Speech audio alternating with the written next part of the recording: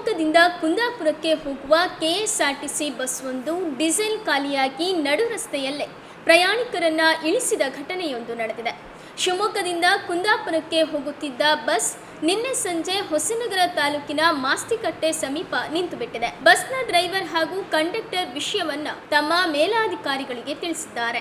ಕೊನೆಗೆ ವಿಷಯ ತಿಳಿದು ಸ್ಥಳೀಯರು ಬಂದು ವಿಚಾರಿಸಿ ಅಲ್ಲಿಗೆ ಬಂದ ಖಾಸಗಿ ಬಸ್ಗಳಿಗೆ ಪ್ರಯಾಣಿಕರನ್ನ ಹತ್ತಿಸಿ ಅವರವರ ಊರಿಗೆ ಕಳಿಸಿದ್ದಾರೆ. ಕಳೆದ 1 ತಿಂಗಳಲ್ಲಿ ಇದೇ ಮಾರ್ಗದಲ್ಲಿ 3 ಸಲ ಕೆಎಸ್ಆರ್ಟಿಸಿ ಬಸ್ ಡೀಸೆಲ್ ಇಲ್ಲದೆ ನಿಂತಿದೆ ಎಂದು ಸ್ಥಳೀಯರು ಆರೋಪಿಸಿದ್ದಾರೆ.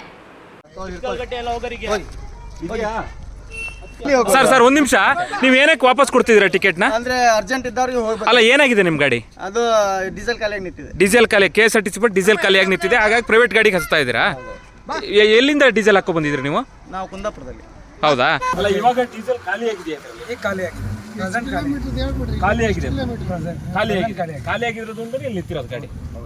ಏನಂತ ನಿಮ್ಮ ಮ್ಯಾನೇಜರ್ ಫೋನ್ ಮಾಡಿ ಹೇಳಿದ್ರೆ? ಫೋನ್ ಮಾಡಿದ್ರೆ ನಮ್ಮ ಕೈಯಿಂದ ಹಾಕೊಂಬ ಡೀಸೆಲ್ ಅಂತ ಹೇಳ್ತಾರೆ. ಕೈಯಿಂದ ಹಾಕೋಬ ಅಂತ ಹೇಳ್ತೀವಿ.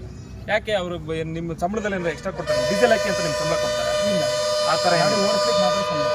ಆದರೆ ಈಗ ನೀವು ಡೀಸೆಲ್ ಕೈಯಿಂದ ಹಾಕೊಂಡು ನಿಮ್ಮ ಬಾ ಕುಂದಾಪುರಕ್ಕೆ ಅಂತ ಹೇಳ್ತೀವಿ. ಎಷ್ಟೊತ್ತಾಯ್ತು ಮೇಡಮ್ ಗಾಡಿ ಕರೆಕ್ಟಾಗಿ ಓಡಿಸೋರು ಸರ್? ಗಾಡಿ ಡ್ರೈವರ್ ಎಲ್ಲಿ ಹೋಗೋರು ಮೇಡಮ್ ನೀವು? ಕುಂದಾಪುರಕ್ಕೆ. ನಾವು ಶಿವಮೊಗ್ಗದಿಂದ ಗಾಡಿ ಓಡಿಸೋದ್ರಲ್ಲಿ ಏನು ಫಾಲ್ಟ್ ಇಲ್ಲ, ಡ್ರೈವರ್ದೇನೋ ಫಾಲ್ಟ್ ಇಲ್ಲ. ನೀವು ಹೇಳ್ತಿರೋದು ಡೀಸೆಲ್ ಖಾಲಿ ಆಗಿದೆಯಾ ಅಂತ ಹೇಳ್ತಾ ಇದ್ದೀರಾ?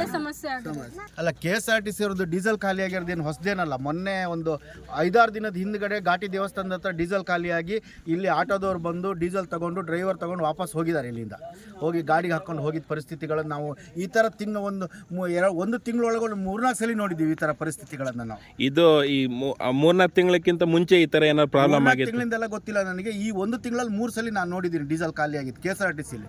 ಏನಿದು ಏನು ವ್ಯವಸ್ಥೆ ಇದು? ಫ್ಯೂಯಲ್ ಖಾಲಿಯಾಗಿ ನಿಂತಿದೆ. ನಾನು ಬಂದು ಇವಾಗ ಅರ್ಧ ಗಂಟೆ ಆಯ್ತು. ಅರ್ಧ ಗಂಟೆಯಿಂದ ಫ್ಯೂಯಲ್ ಖಾಲಿಯಾಗಿ ನಿಂತಿದೆ. ಹೆಣ್ಮಕ್ಳು ಆದಿಯಾಗಿ ಒಂದು 50 ಜನ ರೋಡ್ ಮೇಲೆ ನಿಂತಿದ್ದಾರೆ. ಏನ್ ಕತೆ ಇದು? ಅಲ್ಲ, ಫ್ಯೂಯಲ್ ಖಾಲಿ ಆಗಿಲ್ವಾ ನಿಮ್ದು? ಫ್ಯೂಯಲ್ ಖಾಲಿ ಆಗಿದೆಯಾ ಇಲ್ವಾ ಅಂತ ನಾನು ಕರೆಕ್ಟ್ ಆಗಿ ಹೇಳಿ.